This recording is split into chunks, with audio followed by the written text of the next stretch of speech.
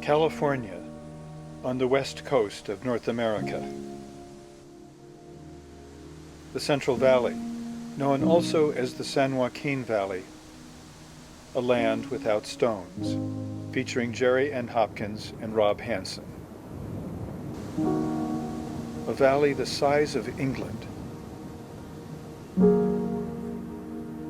with only sand and clay beneath our feet.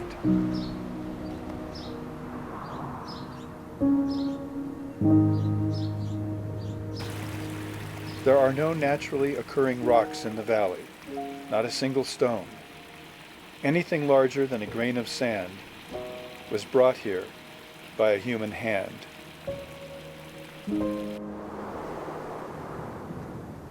Every rock and every stone in the valley carries the weight of history and has a story to tell. We are now in a southern region of the valley,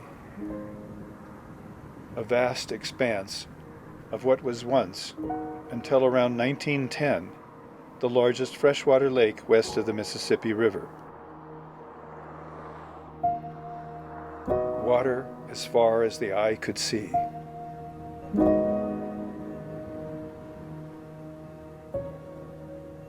Tulare Lake, the Phantom Lake.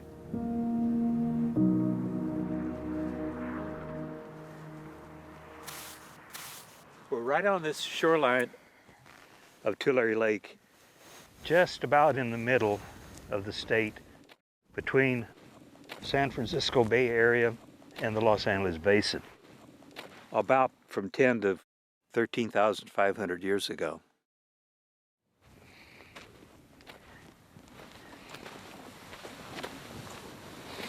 That's just a piece of rock. But again, all of the rock that you find here will have been brought in from somewhere else. Rock is not native to this San Joaquin Valley. Anytime you find a rock or anything like that, you know it's been brought in.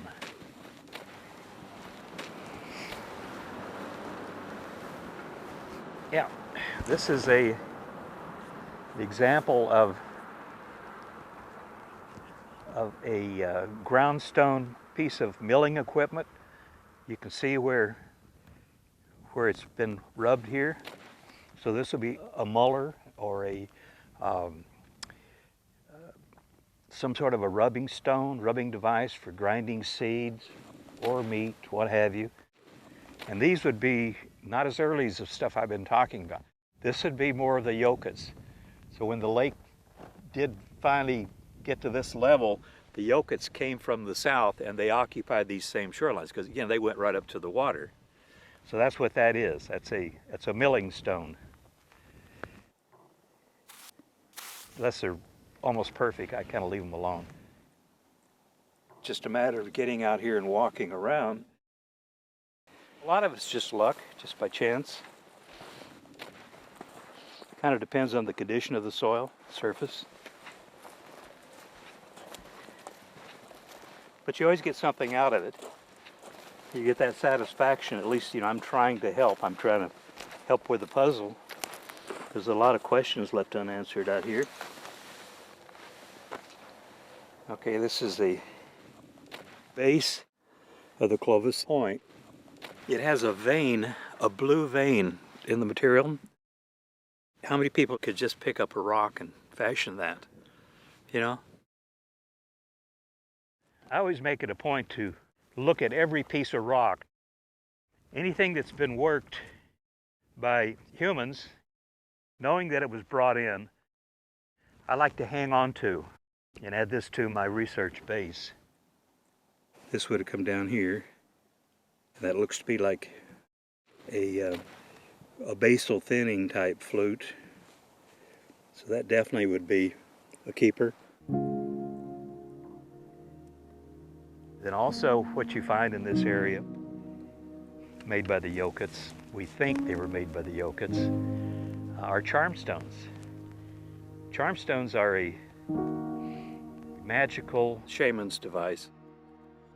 used by the shaman as a talisman, 4,000 to 5,000 years old, to cure ills, you know, to stop the rain or to bring on the rain. But you'll find these all over California. Right here at Tulare Lake. There seems to be more of this kind of stuff than any place else.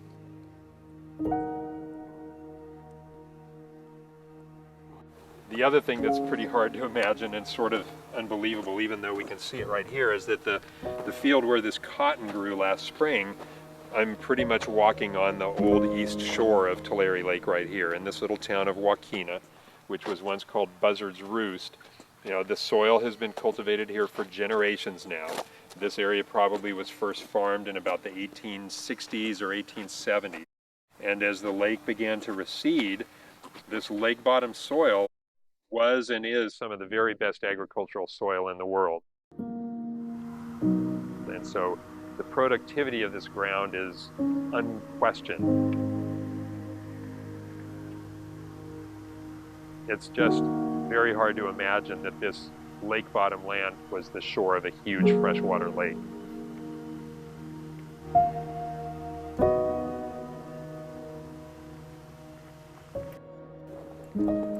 I'm just going to peek at one thing here where the irrigation valve is.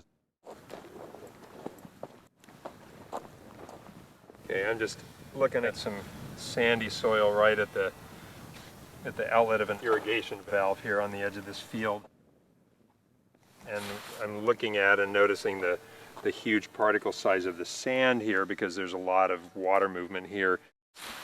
We're at an area where sand would have settled here on the lake shore, having traveled down many different stream channels on its way to eventually making a kind of a sandy beach area here along the edge of the Tulare Lake.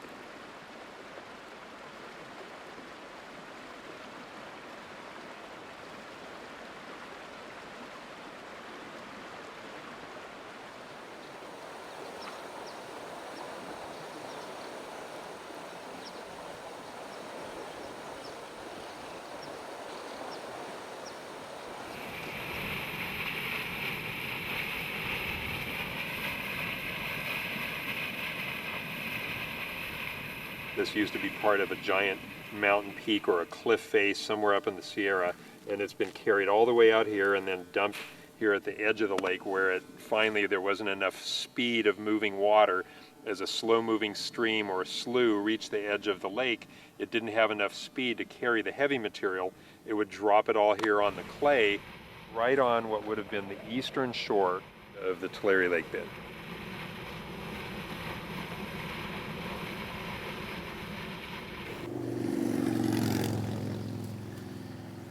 Most of what we see here under the bridge is material that we have brought in. The irrigation districts and the county and Caltrans and all the folks who build the bridges and maintain the roads, they don't want that flowing water to ever eat away under this construction here, because if the footing of this bridge got eroded and undermined, then it could collapse and we'd have no road. So they usually line this area with chunks of ripped up concrete. This is called riprap. But I noticed yesterday that there's a stone here. You know, here's a railroad spike from the railroad across the way, but here's a stone very different from all the others. You know, almost looks like it could have been smoothed by human hands.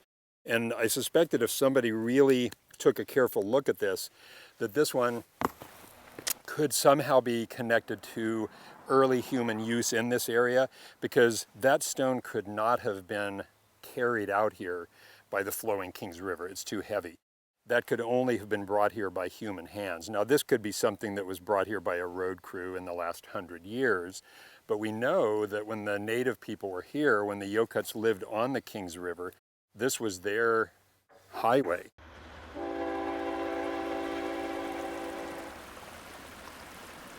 Each year, the Yokuts would build boats, tule balsas out of the tule plants, and they would float down the channels of the Kings River all the way out to the Tulare Lake bed. so full of fish and waterfowl that that's where the Yokuts would make their living. And then as the seasons became more moderate, they could go back up into the foothills, which would have been far too hot in the summertime. The sort of annual migration where the people would then move back up into the low foothills and stay along the edge of the Kings River. So there was a cultural connection between these rivers and the waters of the Tulare Lake.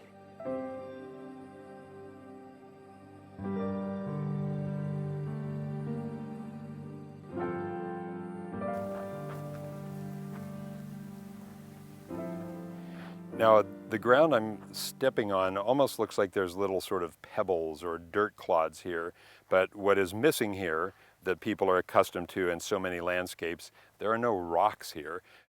A rock is too large an object for slow-moving rivers to move to a place like a lake bed. So if you watch what I'm going to do with my feet, I'm just going to take a spot like this where there are these sort of clods of clay, and by grinding it, I'm turning this back into the very, very fine powdery material that is the clay of the Tulare Lake bed. So if I get a handful of this, it's pretty hard right now. When the clay dries up, it doesn't feel like modeling clay. But also on my hand, I'm dropping a tiny fleck of shiny shell material. Even though we're 100 and some years after the disappearance of the lake, the clams that lived here, which were called California floaters, they were a large freshwater mussel, very shiny on the inside, sort of mother of pearl. Those were one of the most important animals in this area for the Yokuts who lived here.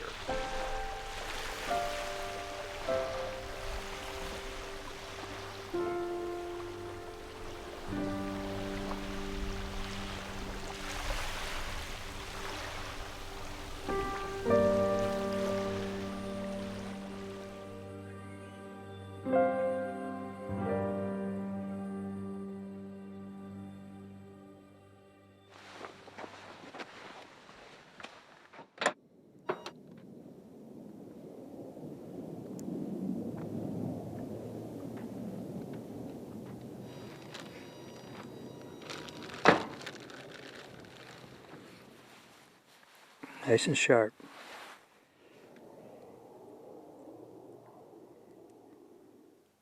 These 2 points were found right out in this vicinity, which would be back in this direction. 2 days walking distance. There's another one. You can see how the patina has developed through age along the edges. And that would go back perhaps 11 to 12,000 years ago. There's some talk out here that perhaps there was earthquake activity in this area.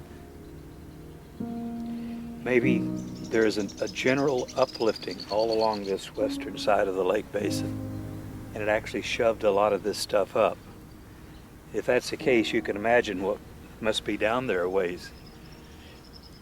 And at some point, that's going to come to the surface. And I hope I'm here to find it.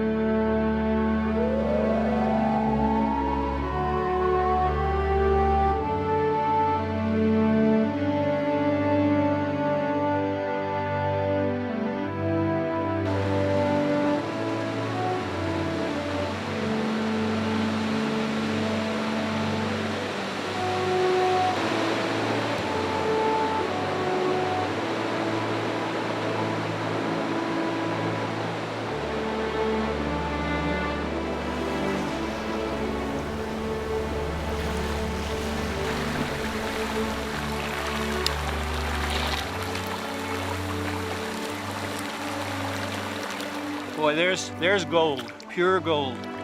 That water's worth more money than oil, gold, silver. It's life.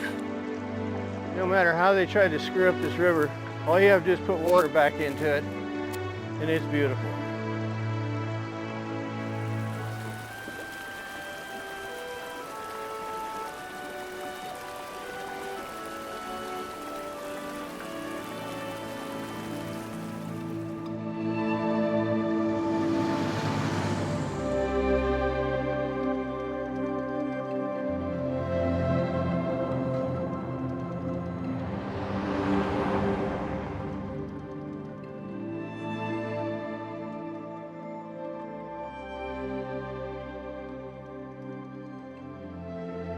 Tulare Lake would have been all of the land that's west of us right now. The lake basically, if you can imagine, pretty hard to picture this, Tulare Lake used to stretch from here 20 to 30 some miles across the valley to the west side. Used to be water as far as you can see. The biggest lake in surface area west of the Mississippi River. Part of the valley history is part of my family's history as well. Now we're in a drought that's probably the toughest drought we've been in 30 years.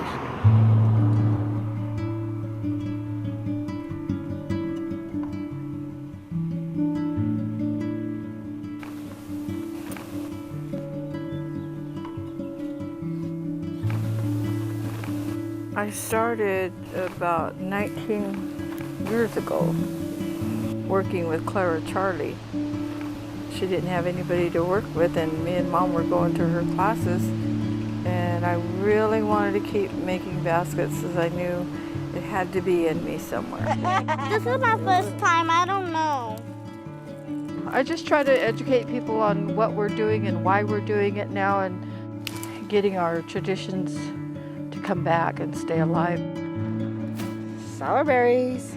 We don't have a goodbye, because we never said goodbye. Ikat na mam hadaw mahoy win. That's I'll see you when you return.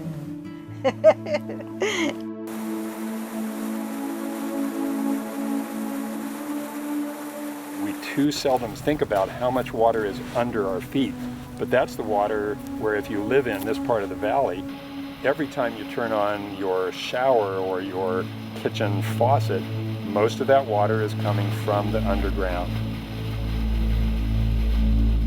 This is being irrigated. The agriculture of our modern valley is irrigated agriculture. The difficulty with groundwater is that it is water moving invisibly between tiny particles of soil under our feet, not like a giant fishbowl of nothing but water. We're pumping it from the underground, and we have done that in our valley to a point where we are taking groundwater out from below our feet faster than nature can put it back into that groundwater. And the faster we take it out, the faster we are speeding up the day of reckoning.